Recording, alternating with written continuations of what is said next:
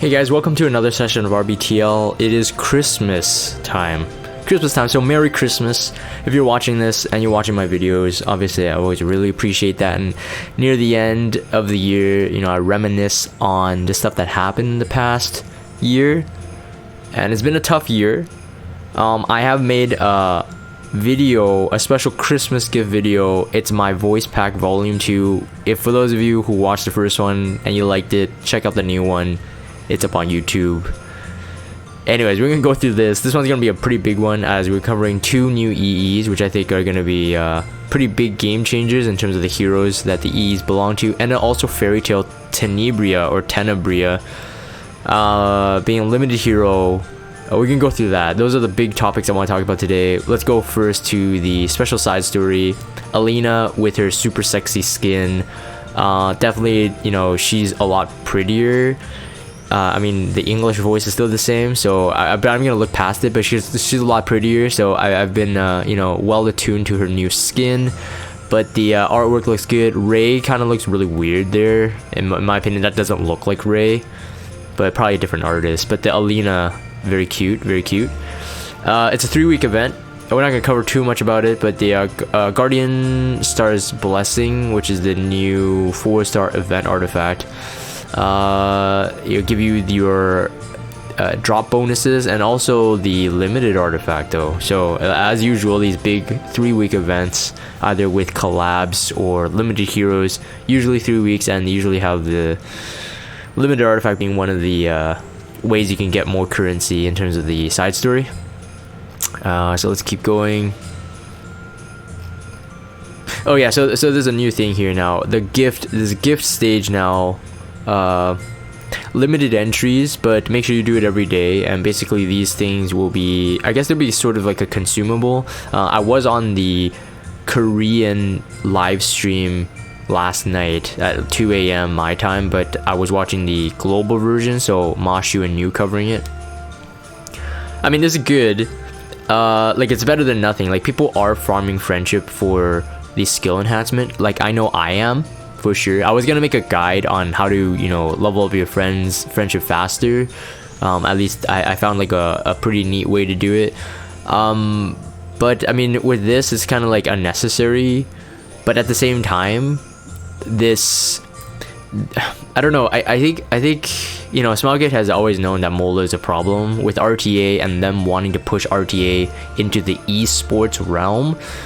They really do have to deal with the quote-unquote Mola problem. It's because the rate of a 5-star hero that may be good, like they're coming out with too many heroes too quickly, which usually some of them need like a +12 if they're like a controller debuffer sort of thing, maybe like a +10 on like a healer, but a +15 on a DPS majority of the time.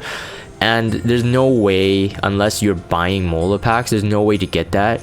And I think Epic 7 knows that most of their like top RTA players, the player base, most of them, not saying all of them, because no offense to those who are free to play and you're a legend RTA player, but most of them, majority of them are heavy spenders, and therefore they can get Mola, while everyone else is like, in champion or challenger or whatever, still having fun, but Mola is always going to be an issue. They created the friendship points thing to be able to give you 3 skill enhance if you level 10. I don't know if they're ever gonna change it where like you can just get them, get your refund Mola back even if they're not +15. So right now you have to +15 to hero and level 10 to get the 3 Mola back, which is really bad for like heroes who were built a long time ago. Like, so for example, like some people built Oxlots and they molded him, but they're never gonna +15 him. So even if he's level 10, they're really never gonna see those free skill enhancements back in terms of the Mola. You just have to further enhance him. I don't know if they're ever gonna change that. In my opinion, I would have liked to see that over this gift thing. The gift thing is good, but like I said, it's more of like, they found a band-aid solution for the friendship thing. They made it grindable, and then it's like, oh, it's too hard. Now they come up with this solution to make it easier to grind. But then my question is like, why didn't it just make it so that we get Mola easier? That's my issue with it. It's not a bad thing. Don't get me wrong. This is not a complaint, but this is more of like, if if Smilegate, like if the devs are watching this video as one of their references in terms of like, you know, how they should rework the game, in my opinion, like just get straight to the point. Really, it is the Mola that's the problem. And like I said, when they implemented the friendship skill enhanced thing, I was like, that's fantastic, it's better than nothing, it's better than nothing. This is also the same feeling, it's better than nothing. I prefer this, but it's more of like, if you look back on it, what were they trying to solve? And it's more like they're adding more band-aid solutions to it, and that's not really good. Like, I don't know, it could be good, I guess, but mainly it's just like, it's another thing that you want to do, you have to do given the limited time. It's like, oh, did you do your dailies today? And this will be part of it, and that's it. No big worries on that part. It's just really, when I think about it, I'm like, they could have simplified it a bit more, or just readjust what systems are in place instead of adding another system to make the previous systems easier, right? So right now, like we're 3 systems in, so system inception pretty much, right? You think you can't go deeper, but actually they're gonna go another level deeper. I can almost feel it. But in terms of like, just say the friendship skill enhancement, I think this nips it in the bud. I think this is the solution. In the future, if they want to speed it up or slow it down, they could just change the amount of currency you get in terms of the gift thingy. And this is my thoughts on that part. Exchange, let's move down. Oh yeah, so okay, so the Guardian Star's Blessing, caster using basic skill recovers the ally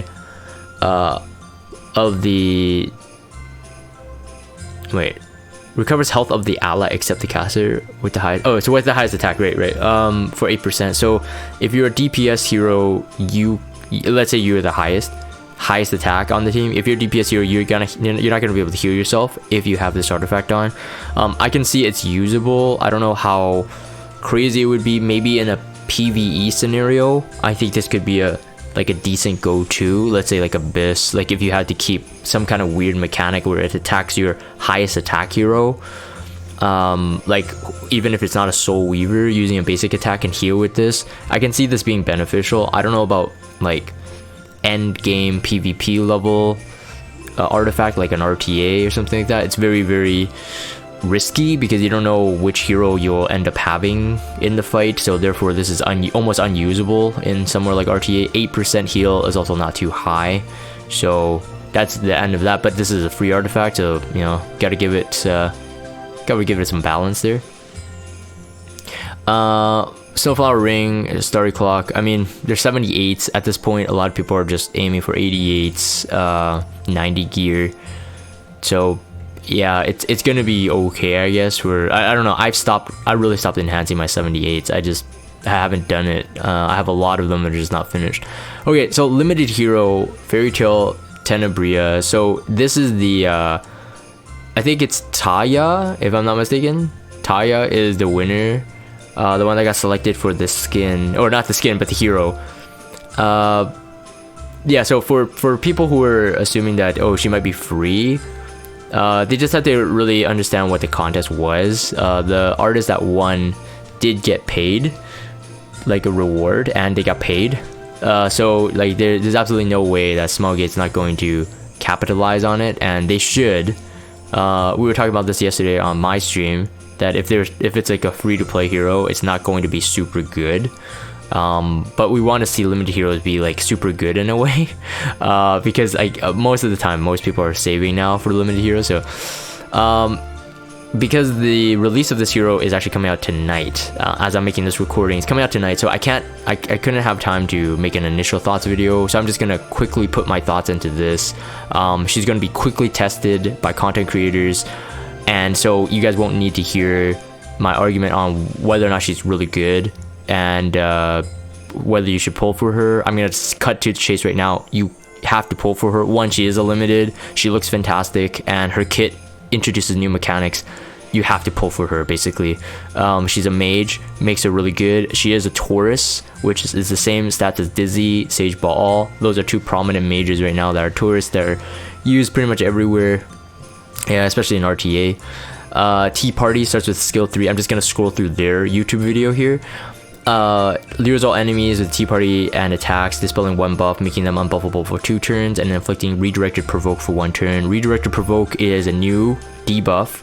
Target attacks the enemy of the highest max health with the basic skill at the start of the turn, which means that if you land this debuff, let's say on any of the DPS, they're gonna hit your highest health hero. So in the video, they showcased that the team is I can show here after she lands it right here.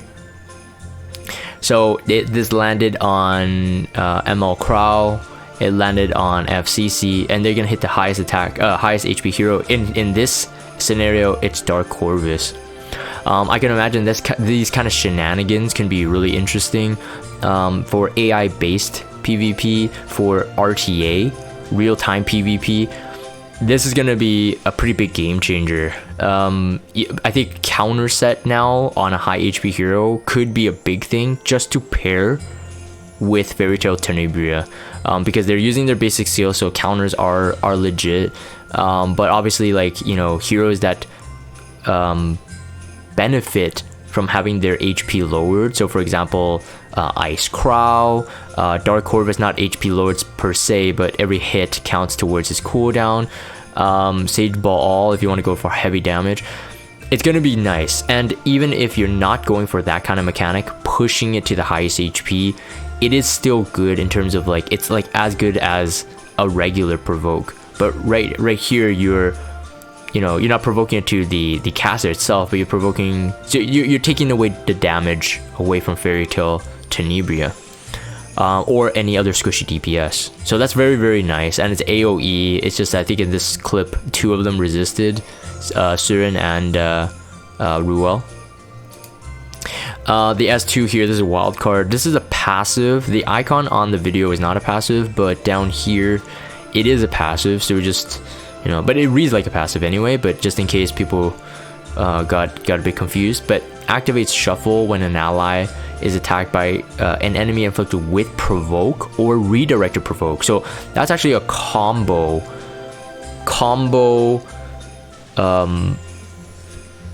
thing. So for example, let's say your highest attack or highest HP was Fallen Cecilia, and Fallen Cecilia is on a counter.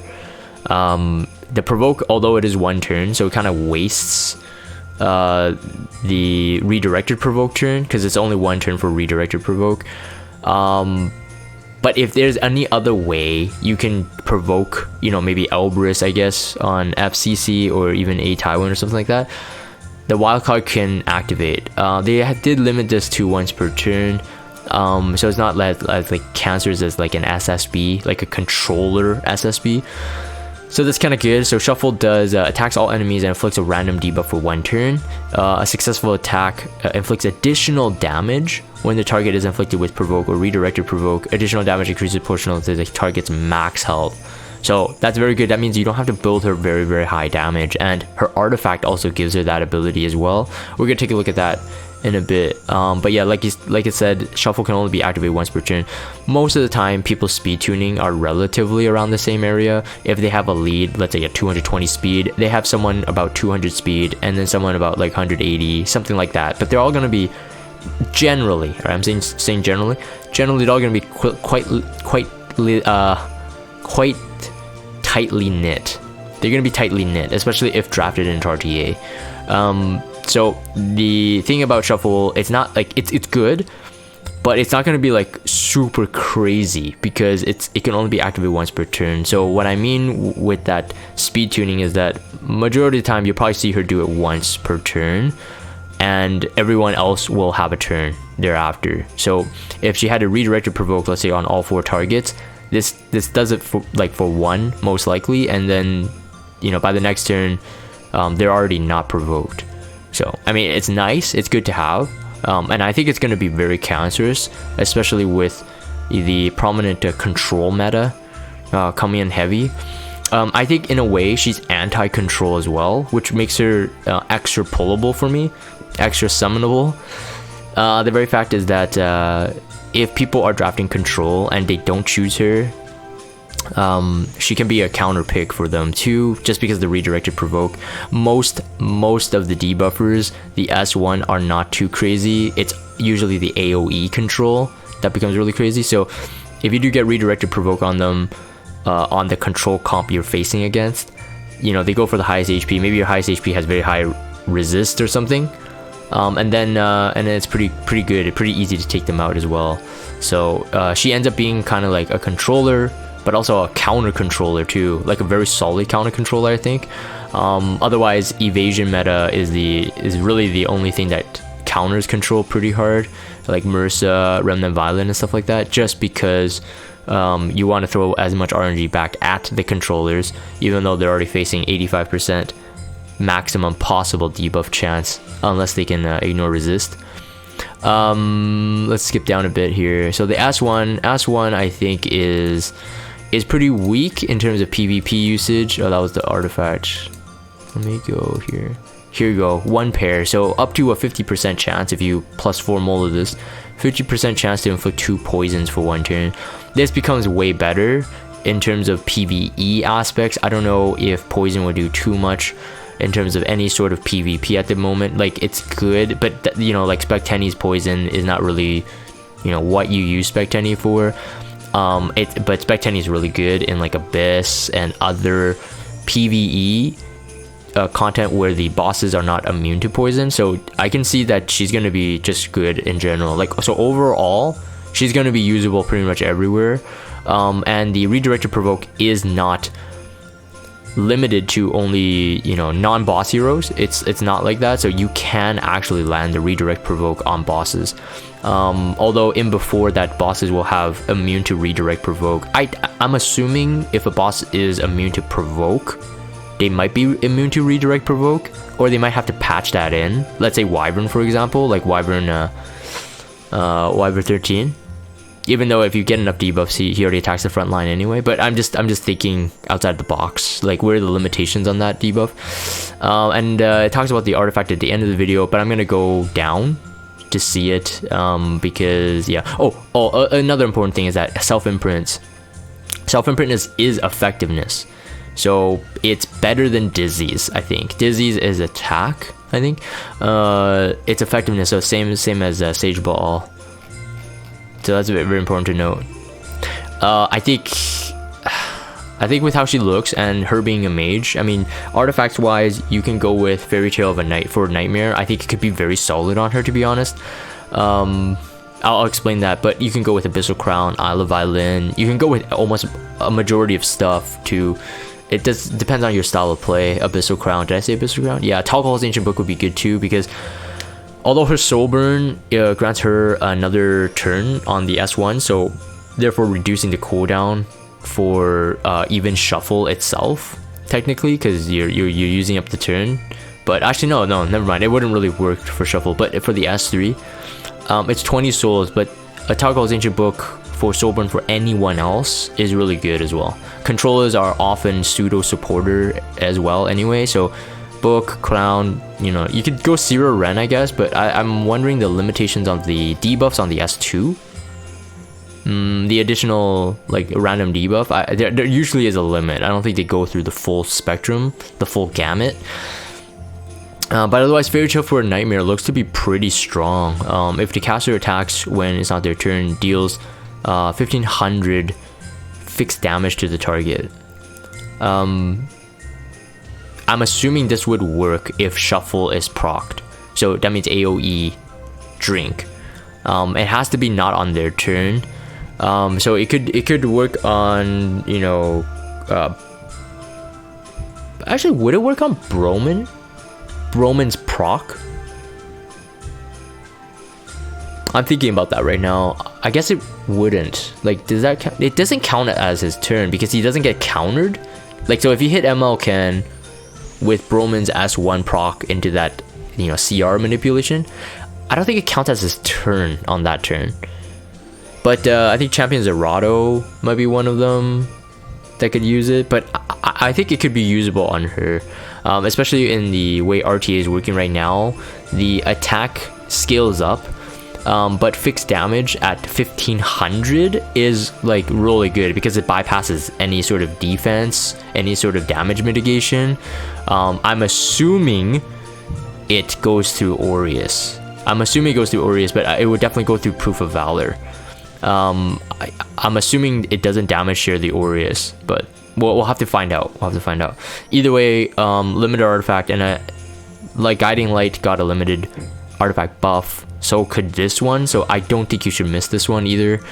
It's unfortunately for players who may be limited on bookmarks, whether pulling from Mort or you weren't saving, you were just, if you watch my videos, you heard my warnings, man. Like, some of these limited heroes could be really crazy, and now with buffs, you really have to have like I was saying this on stream last night, you have to have like a 605 bookmark like buffer, always have a limited ready, have a pity ready, and then every single bookmark above 605 counts as your starting bookmark. So 605 bookmarks, just pretend it doesn't even exist. It's 0. Unfortunately. World Arena Ardor season coming up. The frames kind of suck this time. I will not lie about it. Champion, Legend, and Challenger, like, the differences are very, very minimal. Yes, there are differences, but it doesn't feel like they're using as much. I think most people are saying that the Endeavor season, so the Athleticus skin season, had the best frame. I would agree. When I saw that one, I'm like, ooh, that one's really good. I'm kind of regretting that I didn't get Champion for that one. But then this one, I was thinking I might push RTA again, at least to Champion, and this one's a bit disappointing. So even if I did get it, the frame, I probably would not use it, sadly. But FCC skin is to be determined in terms of the what the image looks like, revealed through a separate notice during the season. Gonna be exciting because FCC, honestly, like, almost everyone who has her builds and use her. Not like Athletica. A lot of people have Athletica, but they don't use her. FCC, I think, gonna remain still one of like the most like built or well built heroes now in everyone's roster. Just too useful and everything. The spectating mode change UI, fantastic change, because I've been noticing watching these RTA events and tournaments, like, when it's spectating, it shows the ban of 1, so it's not, it doesn't feel as fair. You don't know what the other one banned, so as a spectator you want to know, right, the choices right away, even though you can see it on the side. But now in the middle it's split, so that feels nice. There's a battle log now. You can also check who you fought, who you lost to, who you won, and you can also check what was banned, what was pre-banned, and stuff like that, just as a record. Very nice little additions. Didn't expect those things, but they're nice. So 2 new exclusive equipments. This one's pretty big as well. So Mui and Assassin Coli. So first things first, the control meta, still very, very obvious that Smilegate is pushing control right now, especially for this season. I think they're gonna see if people's drafting methods change. And control is still RNG heavy, but first things first is Mui. The base equipment gives you up to 16% effectiveness, which is very, very good. I think she already has 18 innate in her awakening, if I'm not mistaken, which gives her over 30, almost 40% effectiveness already. So very, very cost effective in terms of your substats, where you're gonna roll it. Most likely you want to go into speed. Mui has 115 base speed, so it's very fast, as quick as some of these speedy rangers like Athletica, at least. Not as fast as Sirius or stuff like that, but still very good. Punishment is the S2, increases the effect chance by 10% when using punishment. This is already a very high, I think this is up to 90% now, so 90% stun, and I think it's 60% to inflict 2 bleeds. So very, very nice, very solid. The grand finale is the S3, which dispels 2 buffs, increase attack for all allies. But if you have a 35% chance to grant a caster an extra turn after using grand finale, 35% means that you could potentially go into the S2 and stun right away after you've done the strip. But 35% is relatively low, but it could be very useful on like a Guild War defense team. That could be useful. It could be, but you'd have to have really fast speed gear in order to contend. Otherwise, the Grand Finale 2, so the last one here, silences the enemy with the highest combat readiness for 1 turn after using Grand Finale. This could be more usable in RTA because you could see, like, she could be like a maybe like a almost like a last pick sort of hero. Definitely not a second, third pick. You don't want to do that too quick, but maybe like a last pick hero. Silence the enemy with the highest combat readiness can be very, very useful. But of course, it is depending on. I personally think that I would probably go for the S2 one, Punishment. And for fun, if I'm doing offensive fights with offensive AI PvP fights with Mui, I'd probably go for the 35% chance to grant an extra turn, to be honest. That just seems to be like a lot of fun. Silencing the highest combat readiness, it's more of like, can you actually, like, is your speed tuning correct? Like, can you actually get the silence off on the hero that you actually want it on? If they have the highest combat readiness, like, well, they have high ER. Like, there's a lot of scenarios where I think that last Grand Finale is not as good. I'd probably go for Punishment. Realistically speaking, 90% stun rate is very, very crazy. I think it's 90%. Yeah, I think it's 90%, not 100. Assassin Coli, I think Assassin Coli is I like more. Almost all 3 of them. Attack is plus 14. She has an okay base attack, way higher than Assassin Sid, but sadly she's not crit rate. I think if it was crit rate, I think a lot of people would try to build her more. Usually, if you try to get the speed and the damage stats, her crit rate usually suffers. I'm saying usually, but there are people who can build it properly. But it requires like the best gear, really. Having more attack is nice, up to 14%, and higher base than Assassin Sid. So you're gonna get a kick out of it. But I kind of wish it was crit rate. It would have been really cool. Although maybe too OP. But anyways, so Ambush, so the S1, damage dealt increased by 10 when using Ambush. I can see this more usable in a defense team if you're going to use Assassin Coli, but nothing's changed in her AI. So if you still opt to run Assassin Coli on your defense team, having that would probably be the best, just because most likely they're going to use a light bait on you, and you want to put as much damage in her as possible, whether that be through Violet Talisman, RNL, Dust Devil, but having an extra 10% if you proc it twice, you know, RNL and Dust Devil, that adds up to 20% more damage on that turn, right? So it's pretty good. Ambush number 2 removes 3 souls from the enemy after using Ambush. This could be really good as well. I think more usable in RTA scenarios, like Assassin Coli 4th, maybe 5th pick sort of fights. But removing 3 souls with the speed that she can generate that ambush means it could be really good. It can also be equipped with Dust Devil again, RNL, so you can realistically go 6 souls on her turn, technically. So that's very, very nice. And then the last one is Murder. It grants immunity for 2 turns after using Murder.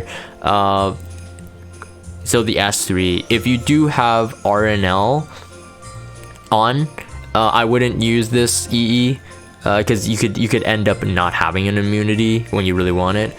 So Dust Devil probably be better, Violet Talisman maybe, but the immunity, I'm half on this one. I prefer to go with one of the 2 S1 ones. I think it's usable, but it has to be like a last pick Assassin Coli to use that EE, in my opinion. The only reason why I say this is that most of the time, yes, while if you do land a debuff on Assassin Coli, she's pretty much gonzo. Like, there's no way she can sustain it. The stealth is gone. She won't get her buffs back. She won't shake it off quick enough. But the other way is that if people have, like, let's say the AoE Knights, for example, so like FCC, Last Rider Crow, Ambitious Tywin, most Knights now have some kind of AoE. And like I said before, you know, when people build an RTA, that their speed tuning, they're going to be relatively close. There's not going to be a huge gap that you can kind of slip Assassin Coli into. So by the time she does, let's say the S3, she gets an immunity, she's still going to be knocked out of stealth.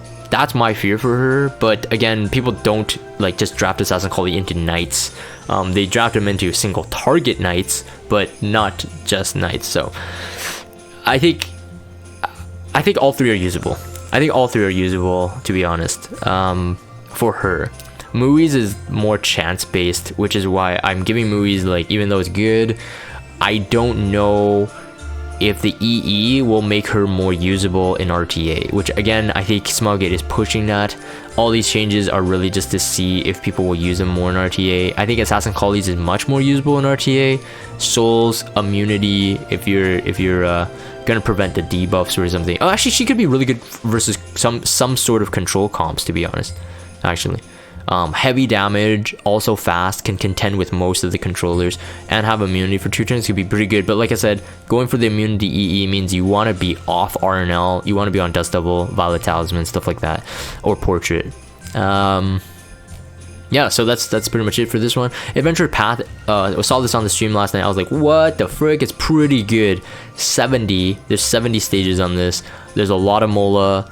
There's a lot of really good stuff here. There's obviously a lot of stuff that will help new players, but a lot of really good stuff there. So definitely looking forward to that. Implementing soon. Team slots added as well. You can get up to 15. I personally don't see the need for it myself, but I saw some people on the stream chat, they were like, yes, I really need it. So that's pretty cool. Expeditions have their own teams, so it doesn't take your team slots, so that's good. That's out of the way. I mean, you'd have one for one of each hunt, I guess, and then maybe 1 or 2 for PvP, but then like the other ones, maybe 1 for fodder farming, and that's pretty much it. So I don't know about the necessity for the 15 slots, but I can see people who use it for sure. They want experimental teams, I guess. For me right now, yeah, not worth the Skystone to expand, so I won't be doing that. This title screen art, also another contest winner. Congrats. I think it's like a Chinese name. Very, very beautiful art. It's very nice. It's like I was like noticing the details on it, like the lighting on the trees. Like if you just look at the silhouette beside Ra's, like the lighting, it's almost like gel lighting. It's so nice.